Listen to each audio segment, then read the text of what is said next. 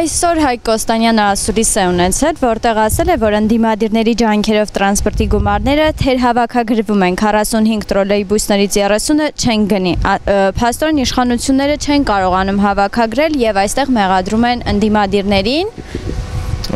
Տեսեք, նախ խորհուրդ կտամ, որ իրենց խոսքերը հիշեն, մի որոշակի ժամանակ առաջ ամբողջ իրենց այդ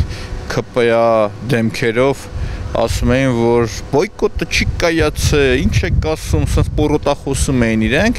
հիմա իրենք առերեսվել են մի իրականության հետ, եւ դա իրականությունը ունի երկու երես, այս պարագայում, մեկը այն է, որ օբյեկտիվ ժողովուրդը բոյկոտել է, թքել է իրանց երեսին, չի ընդունել թալանն ու կոռուպցիան, մյուս կողմից առերեսվել են, որ այդքան որ ասում եք տղեկ, ձեր թերսելի համակարգը չի գործում, պրավալ եք տվել, դրա համար առնվազն, որ 30 տրոլեյբուս չեք կարողանալու ձեռք բերեք, մեկին պետք է ոտից կախեք, եկել են այդ դրան են առերեսվում։ Այսինքն ստեղ եղել է մի հատ ծաղկաբույլ, հետաքրքիր էլի, համ այդ մարդկանց անգրագիտությունն է իրանց թվերի պես հետևում, համ ժողովուրդն է թքում իրանց երեսին, եւ երկուսի արդյունքում ստացվել է, որ այդքան փող չի հավաքագրվում։ Տղեկ դուք մի նեղացեք, ձեզ որ ասում եք ձեր համակարգը չի աշխատում, համ թեսելն է իմ գնահատմամբ թալանում, համ դուք եք թալանում, համ է ժողովուրդն է, ժողովուրդ ջան, թքում։ Դե առերեսվեք եւ թուլացեք եւ հաճույք ստացեք։ Տրանսպորտի թանկացումների ժամանակ ասում էին, թանկացնում ենք, որ ունենանք բարեփոխված տրանսպորտ, թանկացնում ենք, որ ավելի շատ տրանսպորտների համալրում լինի, իսկ այս բանին ասում են չենք անելու, փաստորեն իրենց հակասում են։ Տեսեք ոնց է, իրանք երբ որ այդ ամենը ասում էին կեղծը, երբ որ իրանք ասում էին ձեր համակարգը չի աշխատելու, իրանք ասում էին աշխատելու է, երբ որ առաջ ամիսներին ասում էին չի հավաքագրվում, պրոբլեմ ունեք դուք, ասում էին տենց բան չկա, մեր մոտ ամեն ինչը ֆանտաստիկ է, ժողովուրդը ձեր ասացին ընդառաջ չի գնացել, բայց ժողովուրդը կոնկրետ ասում է, որ դուք թալանում եք։ Եվ դրան գումարում ենք նաև այն փաստը, որ թերսելը օրինակի համար ձախողել է։ Եվ ինչն է հետաքրքիր, եթե դուք չեք կարողանում գումարը հավաքագրել, տղեկ դուք կառավարման պրոբլեմ ունեք։ Ես իրենց ասել եմ, նախ 100 դրամներով կիրառեիք ձեր համակարգը իդեալական գործեր, որից հետո նոր փորձեիք արդեն ինքնարժեքը թվացial իրական պատկերը տեսնելուց հետո նոր գնայիք թանկացման։ Իրանք ասին ոչ, մենք ամենագետ ենք, մեզնից լավը չկա, մեզնից խելացին չկա, բայց հիմա իրանք առերեսվում են այն փաստին, որ սենց խփում ես գլխներին, ձեն չկա, հասկանում ես, այսինքն այդ մարդկանց մոտ դատարկություն է։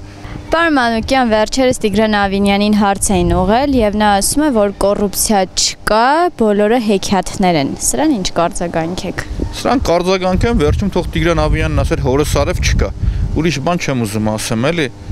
Խո տենց ասելով չի։ Այդ շաբաթը մեկ չէ, օրը մեկ իրանց մոտից մարդ եմ բռնում տանում։ Ասում են կոռուպցիան մեր Ստեփան Գևորգը լավ ասում, ասում այդ կոռուպցիան այդ կենթանին մտել է քաղաքապետարանի շենքի ներս ու դուրս չի գալիս, որովհետև այնտեղ կա պարար դաշտ։ Ուտում են իրանք իրար հետ համբույրվում են եւ կոռուպցիայի հետ ջերմ ապրում են իրանք ինչպես նոր ամուսինները եւ վայելում են իրենց մեղրամիսը։ Թե ինչքան կտևի չգիտեմ։ Նաև Նոր-Նորքի թաղապետարանում երբ հարձակվեցին ակտիվիստ Արտուր Շախոյանի վրա, թաղապետը 20 օր անց է հրաժարական տվել։ Ինչ է կարծում, միայն թաղապետը պետք է քաղաքական պատասխանատվության ենթարկվեր, թե իր հետ պիտի նաև Տիգրան Ավինյանին տաներ։ Ճիշտ ասած, եթե իմ սուբյեկտիվ կարծիքն եք ուզում իմանալ, ես ուզում եմ որ ընդհանրապես չտար հրաժարական, չի հրաժարական տվել։ Եթե ինքը ուներ օրինակ քաղաքական պատասխանատվություն կամ իրենց քաղաքական պապան Արամ Զավենի Սարգսյանը, եթե ինքը ուներ քաղաքական խոհեմություն, նույն պահին իրանք դիմում պետք է գրեին։ Իսկ իրանք հասկացան, որ հանրային ճնշում կա եւ լկտիությունը, հանրությունը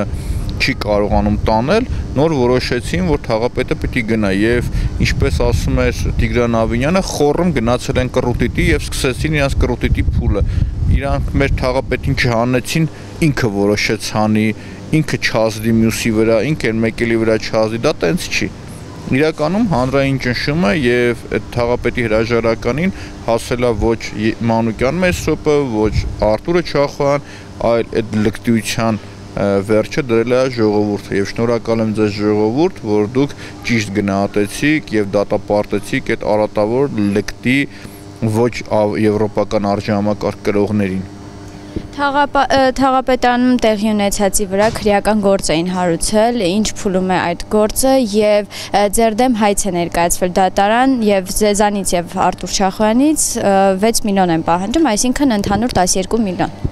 դոլար։ Ճիշտ ասած, այս մամուլից եմ ծանոթացել եւ դատալեքսում եմ տեսել, որ իրենք մուտք են արել, ես պաշտոնապես ծանոթություն չեմ ստացել եւ չեմ տեսել եւ չգիտեմ էլ դատանը վարույթ ընդունել է թե չի ընդունել, բայց պատրաստ եմ Լիլիան Արմի հետ ուղիղ նայել իրանց երեսին, ինչը մտածում եմ, ուղիղ իրանց երեսին եւս մեկ անգամ կրկնեմ եւ հասկանանք ով է ճիշտ, ով է սխալ։ Շնորհակալություն, որ իրանք եւս մեկ անգամ ստեղծում են մի հարթակ, որտեղ որ ես կոնկրետ իրանց կանդրադառնամ եւ չփուխը կառնեմ ձեռս ամեն թալանչուն չփխելով կբացահայտեմ։ Շնորհակալ եմ իրանց, որ նոր հարթակ են ստեղծել։ Իսկ քրեական գործի վերաբերյալ մի հատ մեղադրյալելի ես եմ եւ իմ կողմից ենթադրյալ ստորացված անձի հետ,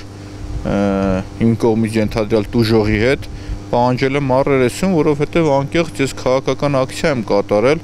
ճիշտ է ինքը լկտիություն խուժանություն էր